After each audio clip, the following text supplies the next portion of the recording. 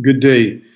Um, Tomorrow we will have our second discussion titled The Armenian-American Perspective with Robert Davidian, a second generation Armenian-American, Martin Harutyunyan, a first generation, and myself, theoretically an immigrant, though I left Armenia when I was 4 years old, but still considered immigrant generation. Um, we'll be discussing why it is imperative that the diaspora, and specifically the diaspora in the United States, be active in what is happening in Armenia.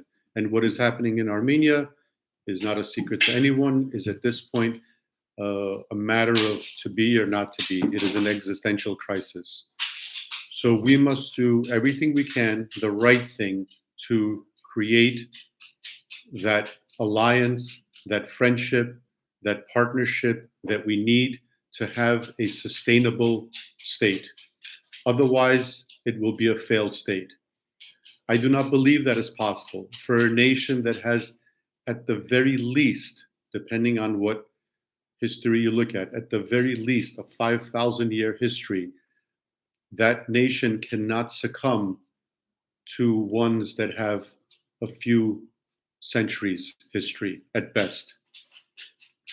Therefore, we will overcome this sooner or later. The only issue is the longer it takes, the more losses we will have, whether that be territorial losses or actual lives, which is what we've had over the past 3 decades.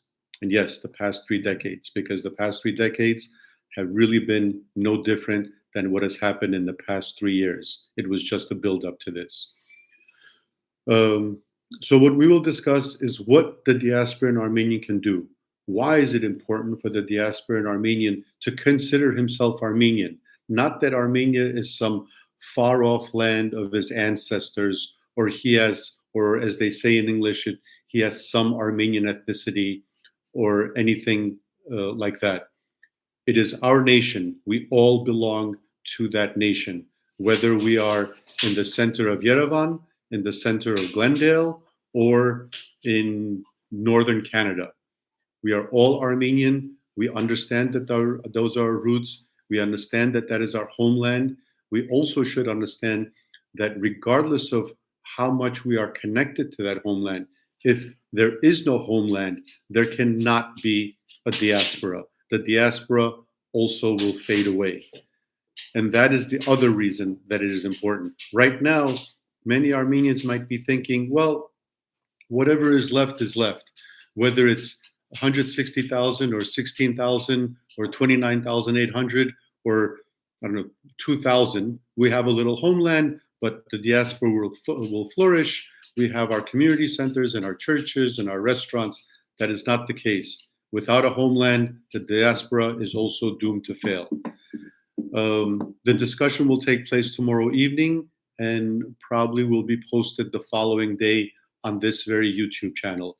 Please direct all questions, if any. You can send it to my messenger or put it on this live stream right here, and we will try to address that as the time comes.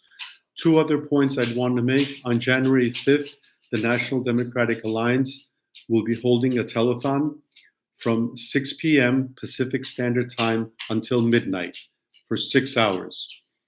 Please help the National Democratic Alliance because their goal is to form that alliance and partnership with the West, namely the United States that I was mentioning before.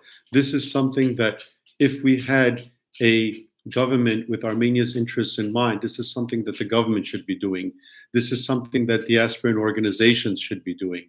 But unfortunately, none of the above is doing that. It is only the National Democratic Alliance that is making these efforts.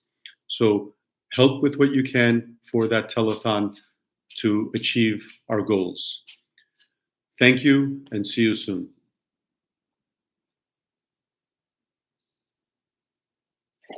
Yo. Yo. So